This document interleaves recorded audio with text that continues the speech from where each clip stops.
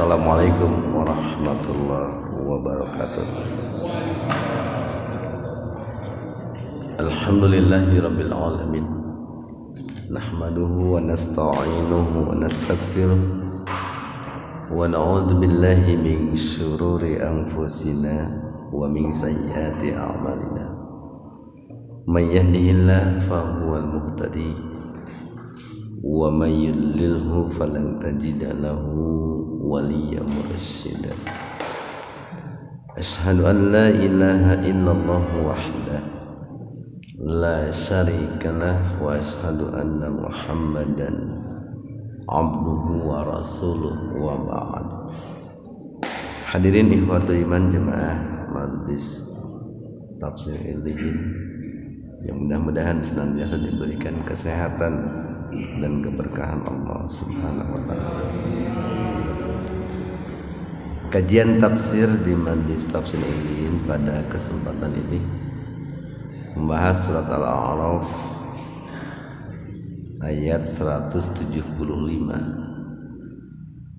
halaman 173. Al-A'raf ayat 175.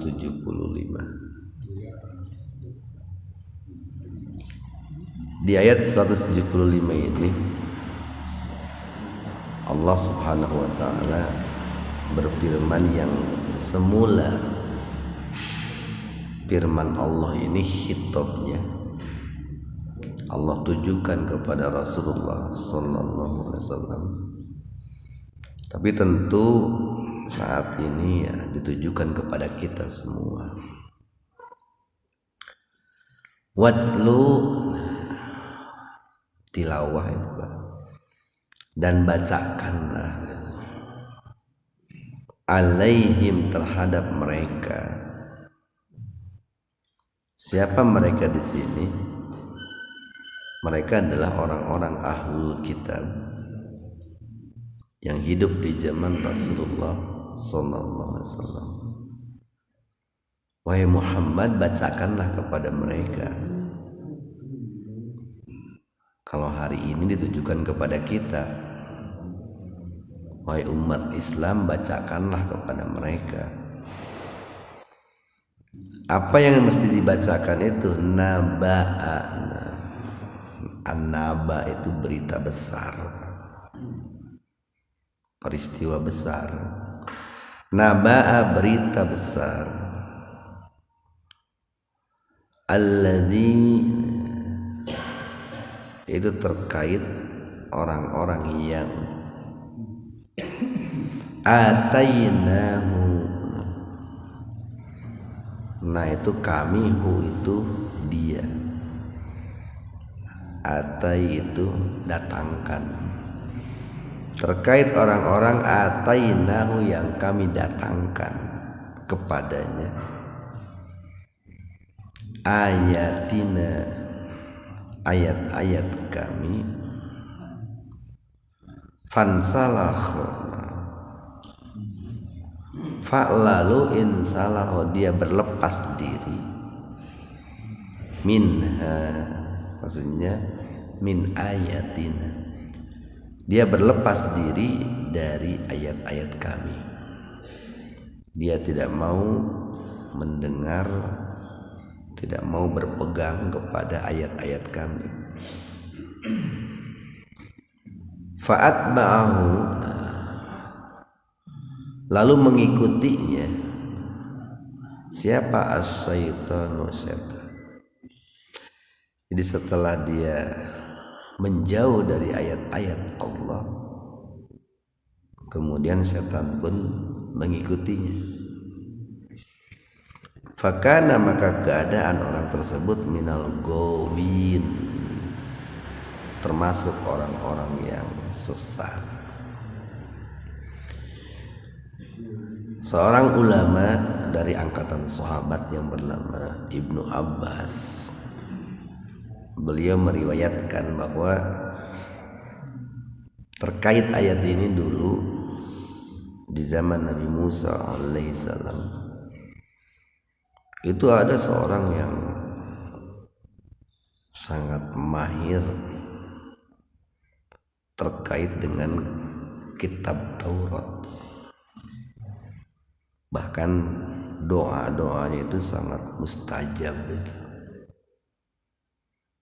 Sebagian riwayat mengatakan namanya Bal'am. Bal'am ini orang pintar gitu dia. Secara intelektual dia pintar. Dan semula dia memang orang soleh.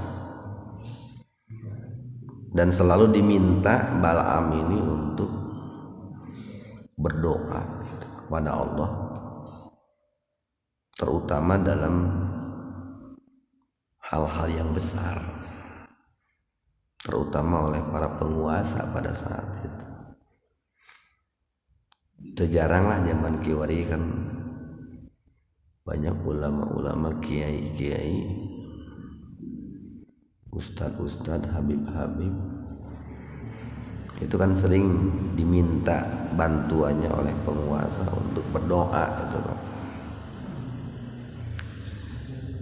Tapi pada saat itu Bal'am ini diminta untuk berdoa kepada Allah agar menggagalkan perjuangan Nabi Musa alaihissalam. Jadi dikabarkan bahwa pada saat itu Nabi Musa akan menyerang negeri tersebut. Dan mereka tahu bahwa Nabi Musa ini adalah seorang nabi yang sangat kuat, memiliki pasukan yang sangat besar. Lalu meminta tuh kepada Bal'am itu agar apa yang hendak dilakukan oleh Nabi Musa itu tidak berhasil. Semula Bal'am ini pernah menolak. Kalau saya mendoakan seperti itu terhadap Nabi Musa, maka saya akan celaka dunia akhirat. Tapi karena terus dibujuk, dirayu, akhirnya Bal'am pun menuruti keinginan mereka, berdoa kepada Allah agar perjuangan Nabi Musa itu tidak berhasil. Nah, maka Ibnu Abbas mengatakan ayat ini terkait dengan kisah tersebut. Bahwa dahulu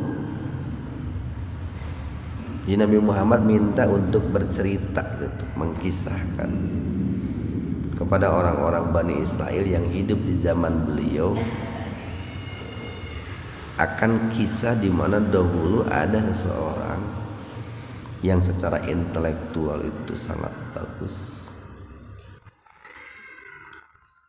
tetapi karena bujukan dunia dan lain sebagainya, maka dia melepaskan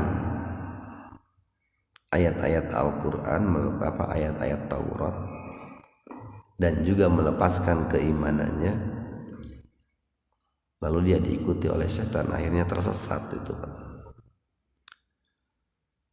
Dan ini merupakan peringatan juga nih, peringatan bagi orang-orang yang memiliki tabiat seperti itu barangkali hari ini.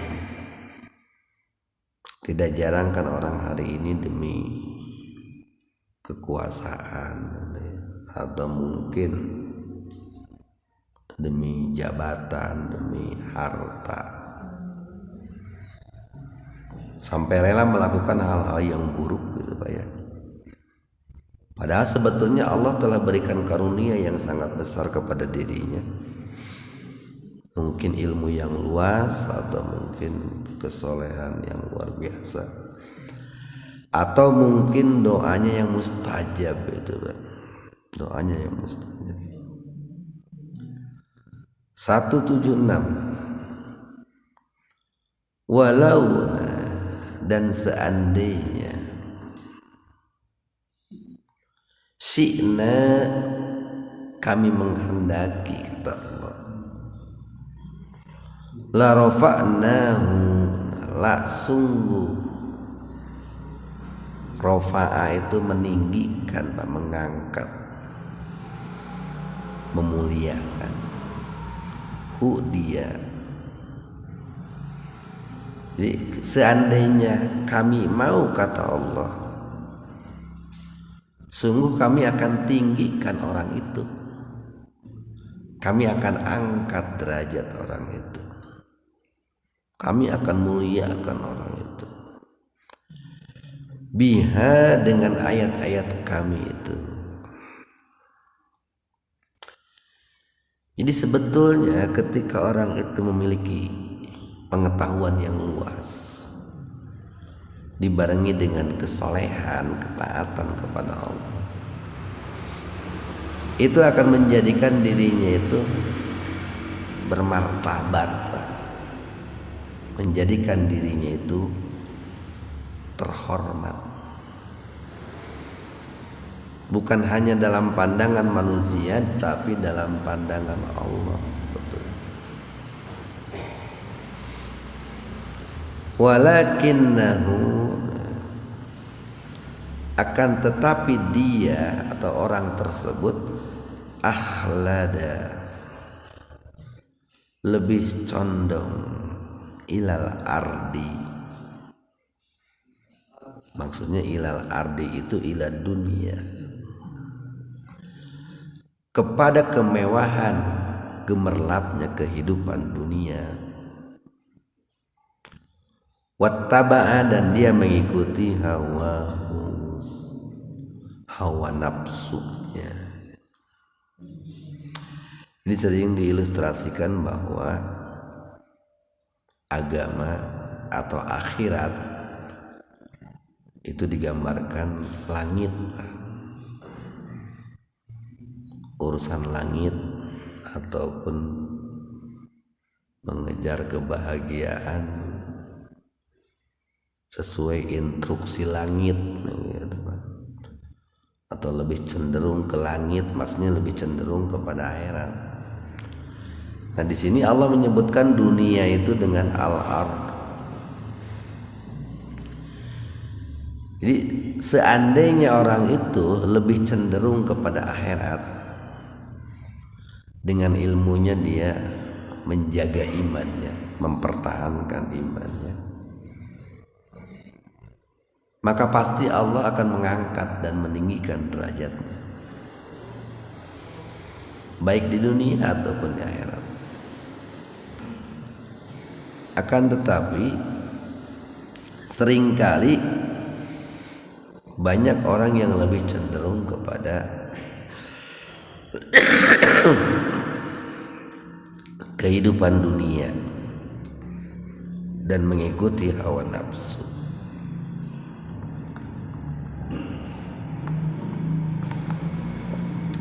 Nah, di sini Allah memberikan sebuah tamsil, Pak. Sebuah metafora, perumpamaan. Mengumpamakan orang yang lebih mengutamakan dunia ketimbang akhirat, atau mengumpamakan orang-orang yang menjual ilmunya, menjual keimanannya demi untuk mendapatkan kekayaan dunia. Apa perumpamaan yang Allah buat itu? Famasaluhu, maka permisalan mereka itu kamasali, seperti al-kalbi, seekor anjing gitu.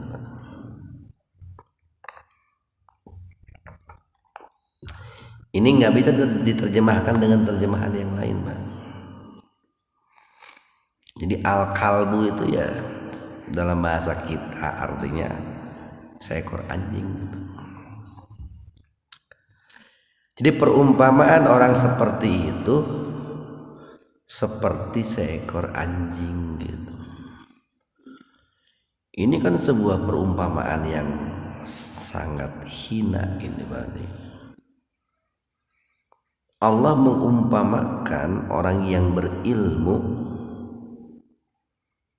tetapi dia menjual ilmunya, menjual keimanannya demi untuk mendapatkan dunia, itu diibaratkan sebagai apa? Seperti seekor binatang dengan binatang yang sangat hina.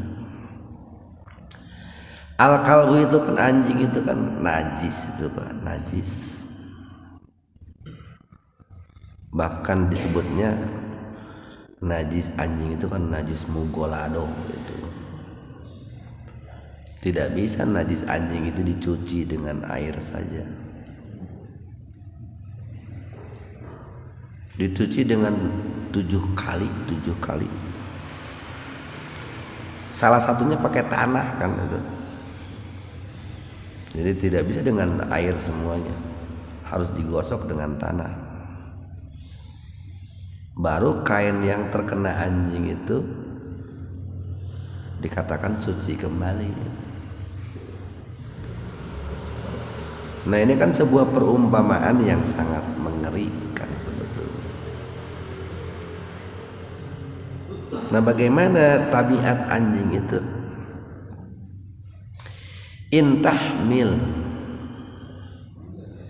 jika anjing itu dihalau,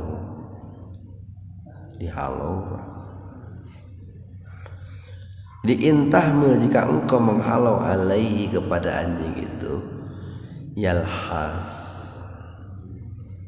maka dia akan menjulurkan lidahnya. Atau tatrukhu, jika engkau membiarkannya pun, yalhas, maka dia pun anjing itu akan menjulurkan lidahnya. Jadi dihalau menjulurkan lidah, tidak dihalau pun, yang namanya anjing itu kan menjulurkan lidah sambil ngiler, dia akan ngacai gitu kan anjing kan begitu. Lalu oleh kita dilempar tulang Pak, lemparin tulang aja. Setelah itu baru dia pergi kan, biasanya begitu. Dia menggonggong, lemparin tulang aja pesan, diam dia. Nah, tidak sedikit orang hari ini yang berilmu, yang punya pengaruh, mereka seperti baik gitu Pak, seperti baik. Bicaranya tegas, keras, banyak memberikan masukan, bahkan kritik gitu. Tentu kritik yang membangun gitu. Tetapi ketika diberi jabatan, jual cicing gitu, ngahep-hep gitu. Sebelum dipanggil istana, wah mantep gitu. Cek orang berpihak kepada rakyat gitu. Keluar istana jual cicing ya Pak. Tidak sedikit hari ini fenomena seperti itu. Maka sering diistilahkan di kalangan orang Sunda mah, orang seperti itu teh hegak anjing, bere tulang gara cicing gitu. Karena memang banyak Pak orang-orang itu yang kritis, tapi kritisnya itu bukan berangkat dari keikhlasan, bukan berangkat dari ketulusan, bukan dengan tujuan untuk membangun, mensejahterakan, tetapi hanya untuk mensejahterakan dirinya saja sebetulnya, atau mensejahterakan kelompoknya saja. Nah, diumpamakan oleh Allah orang seperti itu, masaluhu kamasalil qalb, seperti seekor anjing. Faksusna, maka kisahkanlah, bacakanlah, jelaskanlah al-qasaso, kisah-kisah tersebut. Ini Allah perintahkan nih, dulu kepada Rasulullah sallallahu alaihi wasallam, hari ini kepada kita tentunya, untuk menyampaikan kisah-kisah itu yang ada dalam Al-Quran itu. Harapannya apa? Allah berharap begini, la'allahum, agar supaya mereka itu yatafakkarun, mau berpikir, mau merenung, mau mentafakuri, mau mengambil ibrah pelajaran dari kisah tersebut. Ayat terakhir 177. Sa'a, amat buruklah, masalan, perumpamaan, al-qaumu, suatu kaum, alladzina, yang mana mereka itu kadzabu, senantiasa mendustakan, bi ayatina, ayat-ayat kami, wa anfusahum, bahkan mendustakan diri mereka sendiri, kanu yadlimun, atau dan terhadap diri mereka sendiri pun mereka itu berbuat zalim. Ketika bersumpah kan, bersumpah di bawah Al-Quran gitu. Ketika bicaranya pun bicara menggunakan dalil Al-Quran. Ketika bersumpah pun bersumpah dengan nama Allah, demi Allah gitu. Tetapi sumpah mereka semuanya palsu itu, Pak.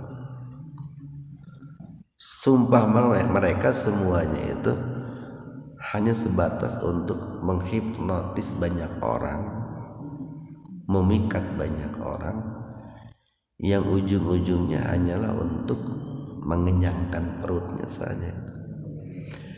Nah, mudah-mudahan kita berlindung diri dari tabiat seperti itu. Mudah-mudahan ada manfaatnya untuk kita semua. Subhanakallahumma wa bihamdika, asyhadu an la ilaha illa anta, astaghfiruka wa atubu ilaik. Assalamualaikum warahmatullahi wabarakatuh.